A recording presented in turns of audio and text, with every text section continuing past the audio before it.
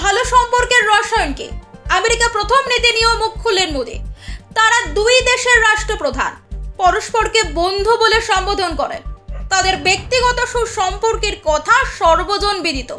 রবিবার মার্কিন পডকাস্টার লেক্স ফ্রিডম্যানের পডকাস্ট শোতে আমেরিকার প্রেসিডেন্ট ডোনাল্ড ট্রাম্পের আমেরিকা প্রথম নীতির উচ্ছ্বসিত প্রশংসা করলেন প্রধানমন্ত্রী নরেন্দ্র মোদি।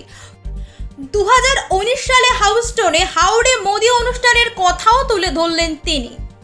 নরেন্দ্র মোদি বলেন, ট্রাম্প আমেরিকা প্রথম নীতিতে বিশ্বাস করেন, যেমন আমি ভারত প্রথম নীতিতে বিশ্বাস করি। একই ধরনের ভাবনা চিন্তার জন্য তাদের মধ্যে এত ভালো সম্পর্ক বলে জানান মোদি।